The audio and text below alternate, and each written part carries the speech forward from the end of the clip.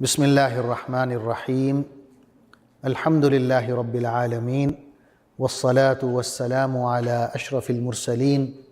نبینا و سیدنا محمد وعلی آلہ و اصحابہ اجمعین۔ ناظرین السلام علیکم۔ پروگرام موضوعات قرآن حاضر خدمت ہے اور ہماری آج کی گفتگو کا موضوع ہے شفاعت۔ شفاعت کا لفظی مطلب ہے کسی کی سفارش کرنا تاکہ اس کا کوئی جائز کام ہو جائے یا نقصان سے بچ جائے، اور قیامت کے دن جو شفاعت ہوگی اس کی حکمت یہ بیان کی گئی ہے کہ جو شفاعت کرنے والا ہے اس کا رتبہ بلند کیا جائے تمام مخلوق کے سامنے، اور جس کی شفاعت کی جا رہی ہے اس کی مغفرت کی جائے یا اس کے درجات بلند کیے جائیں۔ شفاعت یا سفارش دو قسم کی ہوتی ہے، ایک دنیا میں ہوتی ہے، دوسری قیامت میں ہوگی، اور دونوں سفارشوں کے بارے میں قرآن مجید میں ہمیں احکام ملتے ہیں۔ دنیا میں جو سفارش ہے اس کے حوالے سے اللہ تعالیٰ فرماتے ہیں من یشفع شفاعۃ حسنۃ یکن لہ نصیب منہا ومن یشفع شفاعۃ سیئۃ یکن لہ کفل منہا، کہ جو شخص بھی جائز سفارش کرے گا، یعنی کسی کے جائز کام کے لیے سفارش کرے گا تو اسے اس کا اجر ملے گا، اور اگر کوئی شخص کسی کی ناجائز سفارش کرے گا، یعنی کسی کام کا، کسی منصب کا، کسی فائدے کا وہ حقدار نہیں ہے اور آپ اس کی سفارش کر رہے ہیں، تو آپ اس کی غلط سفارش کر رہے ہیں، ناجائز سفارش کر رہے ہیں۔ تو اللہ تعالیٰ فرماتا ہے کہ اگر آپ ناجائز سفارش کریں گے کسی کی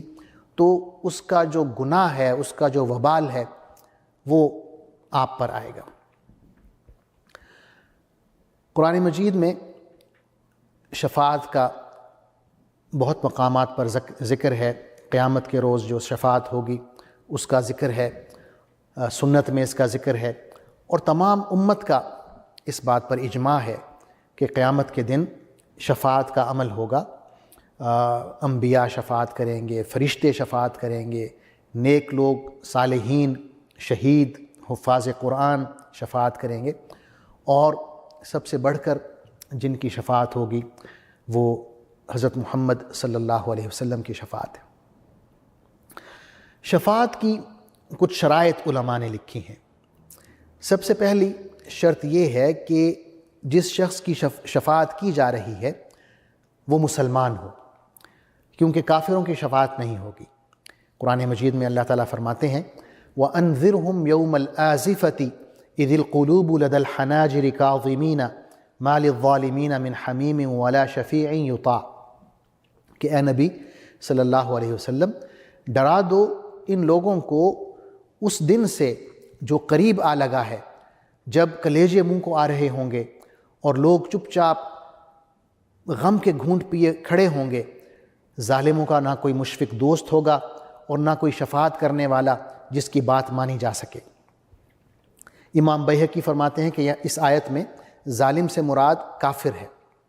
تو یہ پہلی شرط ہے کہ جس کی شفاعت کی جا رہی ہے وہ مسلمان ہو، کافر نہ ہو۔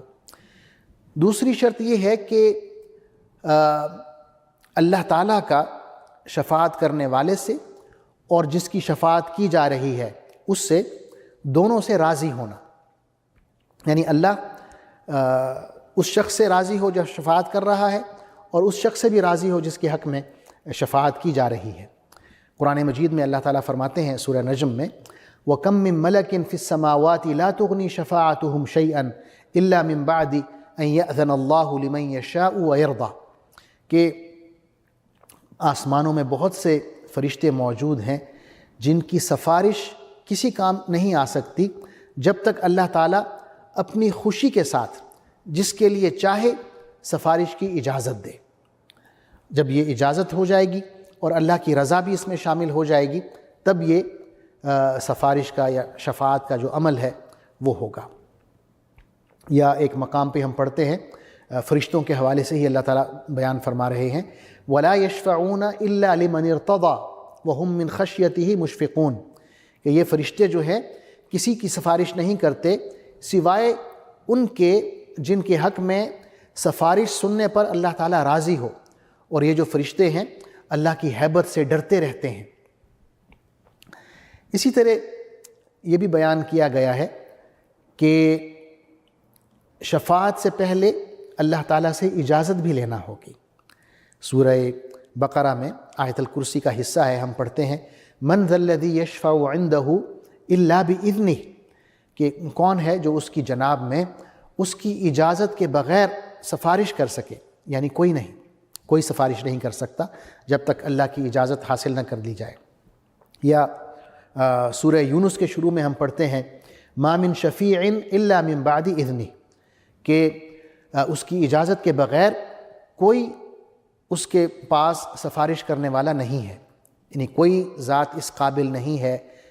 کہ وہ اللہ کی اجازت کے بغیر اللہ کی جناب میں، اللہ کے سامنے کسی کی سفارش کر سکے۔ پھر ناظرین، شفاعت کی قسمیں ہیں، ایک فرشتوں کی شفاعت ہے، انبیاء کی شفاعت ہے، مومنین کی شفاعت ہے، اور یہ سارے جو ہیں قیامت کے دن سفارش کریں گے اور مومنین کے حق میں سفارش کریں گے۔ اللہ تعالیٰ ان کی شفاعت یا ان کی سفارش قبول فرمائے گا۔ صحیح مسلم شریف میں ہم حدیث پڑھتے ہیں کہ یہ حدیث قدسی ہے جس میں اللہ تعالیٰ فرماتے ہیں شفاعت الملائکہ وشفع النبیون وشفع المؤمنون ولم يبق الا ارحم الراحمین، کہ اللہ تعالیٰ فرمائیں گے کہ فرشتے شفاعت کر چکے ہیں، انبیاء بھی شفاعت کر چکے ہیں، مومنون جو ہیں اللہ کے نیک بندے مومن جو ہیں وہ بھی شفاعت کر چکے ہیں،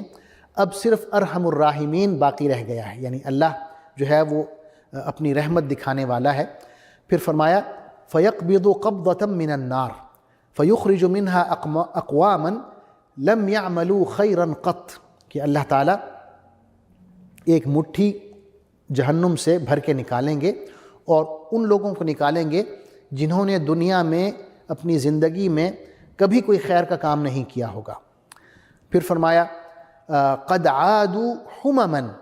وہ لوگ جو ہوں گے جنہیں اللہ تعالیٰ جہنم سے نکالے گا ان کی کیفیت یہ ہوگی کہ وہ جل کے کوئلے کی طرح ہو چکے ہوں گے۔ فَيُلْقِيهِمْ فِي نَهْرٍ فِي أَفْوَاهِ الْجَنَّةِ يُقَالُ لَهُ نَهْرُ الْحَيَاةِ، اللہ تعالیٰ ان لوگوں کو جنت کے باہر ایک دریا میں ڈال دیں گے، یہ دریا جو ہے اس کا نام نہر الحیات ہے، یعنی زندگی کا دریا۔ پھر فرمایا فَيَخْرُجُونَ كَمَا تَخْرُجُ الْحِبَّةُ فِي حَمِيلِ السَّيْلِ، کہ وہ اس دریا سے اس طرح نکلیں گے جیسے بیج پودے بن کر نکلتے ہیں، یعنی ان کے جو جلے ہوئے جسم ہوں گے وہ ٹھیک ہو جائیں گے، اللہ تعالیٰ انہیں ٹھیک کر کے پھر جنت میں داخل کرے گا۔ تو یہ پہلی قسم ہے شفاعت کی، جس میں انبیاء اور فرشتے اور نیک لوگ شامل ہیں، اور آخر میں اللہ تعالیٰ نے اپنی رحمت کا مظاہرہ کرنا ہے اور جہنم سے بہت سی مخلوق کو نکال کے دریائے زندگی میں ڈال کے ان کو ٹھیک کر کے پھر جنت میں داخل کرنا ہے۔ شفاعت کی جو دوسری قسم ہے وہ رسول اللہ صلی اللہ علیہ وسلم کی شفاعت ہے، جو خاص آپ کے لیے ہے، اور آپ صلی اللہ علیہ وسلم کی جو شفاعت ہے اس کی بھی بہت سی قسمیں ہیں، 6-7 قسمیں علماء نے بیان کی ہیں۔ سب سے پہلی جو قسم ہے شفاعت کی اسے شفاعت عظمیٰ کہتے ہیں، کہ سب سے بڑی شفاعت، اور یہ جو شفاعت ہے تمام انسانیت کے حق میں ہوگی، اور یہ آپ صلی اللہ علیہ وسلم کا اعزاز ہوگا، یہ شفاعت جو ہے آپ کے حصے میں آئے گی۔ حدیث میں آتا ہے کہ حضور اکرم صلی اللہ علیہ وسلم نے فرمایا کہ میرے لیے تم اس شفاعت کا اللہ سے دعا کرو، اور اسے آپ صلی اللہ علیہ وسلم نے الوسیلہ کہا ہے۔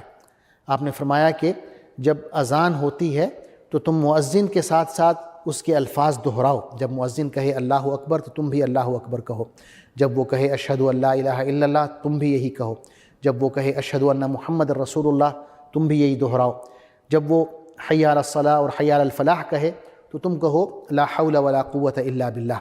اور جب وہ پھر سے اللہ اکبر لا الہ الا اللہ کہے تب بھی تم یہ اس کے بعد دہراؤ۔ اس کے بعد